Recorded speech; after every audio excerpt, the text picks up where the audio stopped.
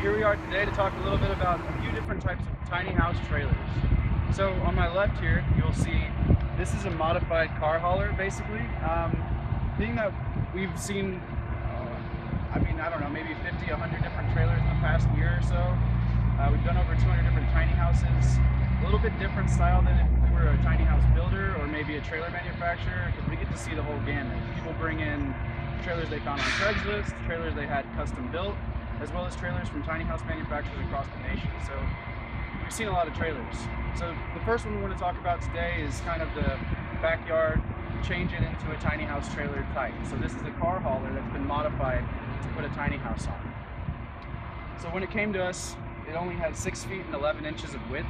So one of the main things that people are looking for is width in their trailers. This trailer is going to be a little narrow. As we all know, that road standard is 8'6" to the outside. So at Volstrukt, we prefer to build 8 feet and give you those 3 inches on either side. On this trailer here, once we told the client that she only had 6'11", she opted to have it extended in width. So a local welder helped weld on this angle iron here that you see at the bottom, which gave it an extra foot of width. And from that point, we were able to build out to 7'11", which is near our preferred 8 feet. What you'll see on that is it's allowed us to anchor down into the frame, actually, as well as get some very strong connection points and let this thing be safe to go down the road.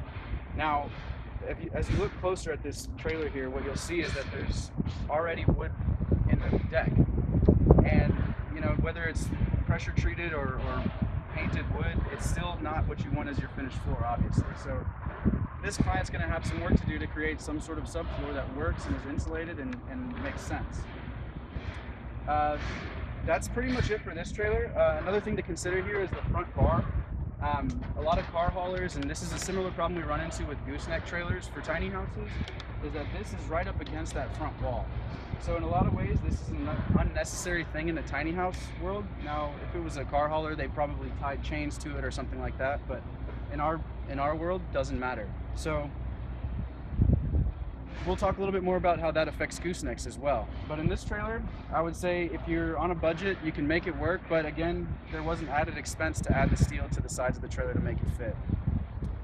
So now if we talk a little bit about the gooseneck trailer here, further down to the left, you'll see that you can get more space out of the same length of trailer. So this trailer is 28 feet long at the base with an extra 8 feet up top.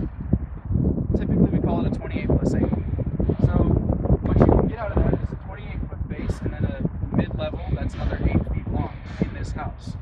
With that being said, there's a few things to pay attention to. How are we going to connect our walls to this trailer? If you look at the base of this trailer, you'll see that the material used across the board is going to be C-channel.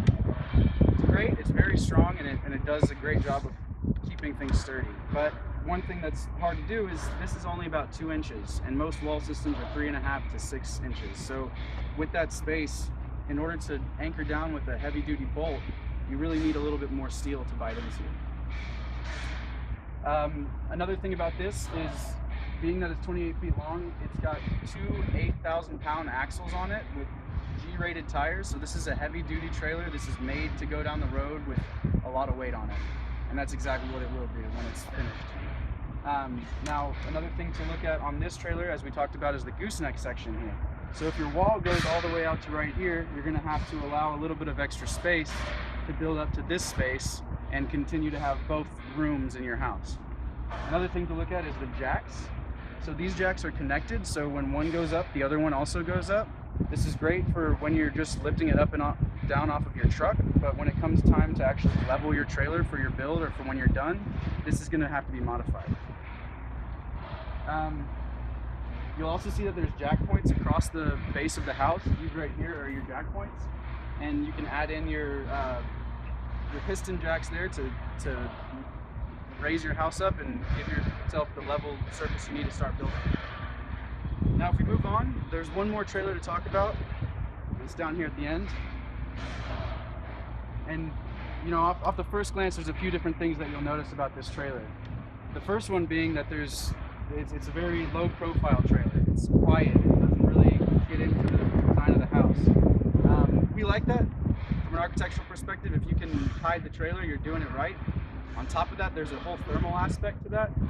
Now, if you look, all of these trailers are made out of steel. This is steel foundation. Steel, as we know, has some thermal capabilities that are different from wood or other materials that we're used to.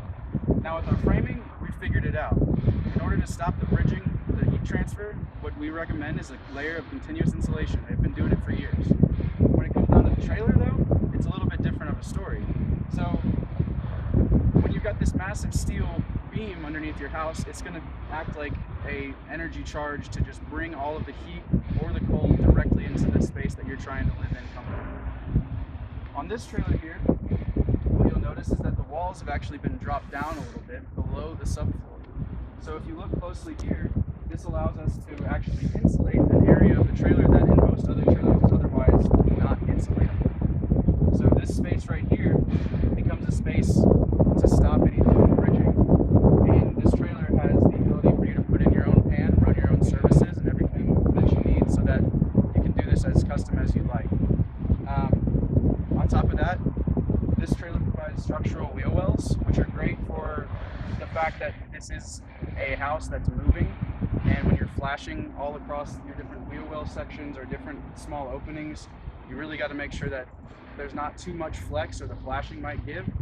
On top of that, we provide headers over all of the wheel wells just so that we can give you that extra space to insulate, because if you are concerned with thermal bridging, it's all about insulation.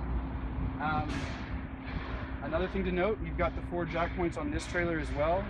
You've got the right size jack for the weight.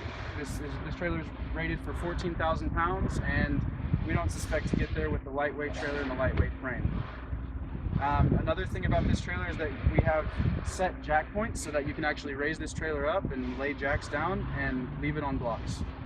On top of that, if you're thinking about the flashing, waterproofing is huge.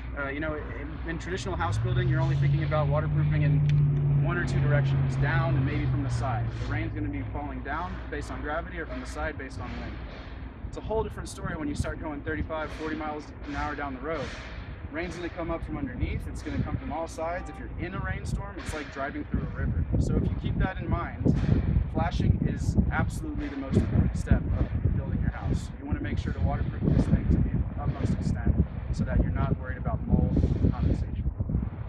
That being said, a little take from Volstrukt. Hope you guys have a great week, and we'll talk to you soon.